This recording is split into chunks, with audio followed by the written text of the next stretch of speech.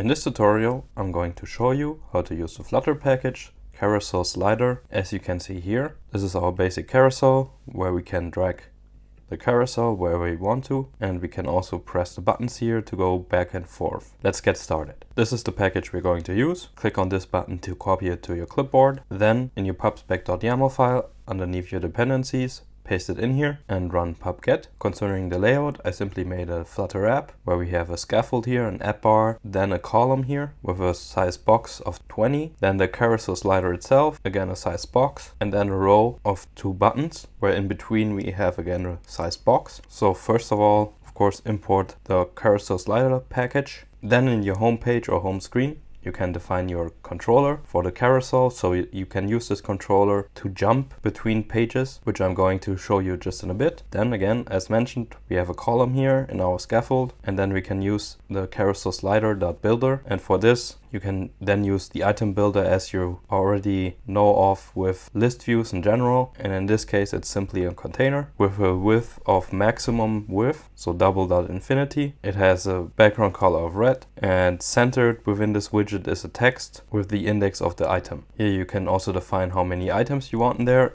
in case you're not loading it from a list, so like a list of images, for example. And then for your carousel slider, you can also define options here. For example, the height. So in this case, it's 400. If we were to change this to 200, as you can see here now, it's smaller. Then one thing to mention is that the height takes always higher priority than the aspect ratio. So even if you define this here, the height will then be prioritized. Then viewport fraction means how much of the item you want to see. So if this were 1.0, then the full item would be here and you wouldn't see these two on the sides. So let me show you what I mean. Set this to 1. And as you can see here now, you no longer see this on the side. You can of course also make this smaller, so you can even have a bigger preview of the next item and the previous item. Initial page, of course, you can set whatever you want to. Enable infinite scroll to true means we have in total 5 items here, and as you can see here, after the 5th item, so in case, since it starts at 0, the 5th item is number 4. It restarts with the first item, so 0. If you set this to false, then it would stop at the 4th item here. Reverse, you can also declare reverse, so if you want to go this in the other direction. Autoplay to true,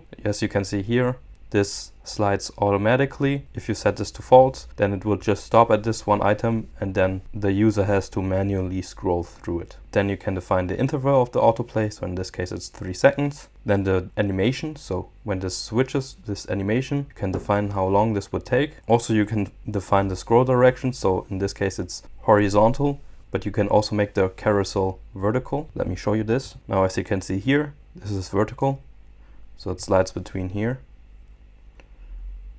And as mentioned here, we have 2 elevated buttons. So here we make use of the controller we defined earlier here, carousel controller, where when you press on the back button here, you can say carousel controller.previous page, or for the next, you use next page. What you can also call is animate to a certain page and then with a duration, or jump to page without an animation. And you can also start or stop the autoplay function. One last thing you can also define is whenever the page changes or the carousel item changes, you can define a custom function here, as I did in this case. So you have to define a page. So it gives through the page number and then some reason. So carousel page changed reason. So the 3 reasons that exist are timed. So when the autoplay is on, the manual is when the user scrolls manually, and when you use the controller with next page or previous page. And whenever it changes, you can do whatever you want within your code. I hope you liked this tutorial. Please leave a like and subscribe. If you have any questions, feel free to ask them down below in the comments, and thank you for watching.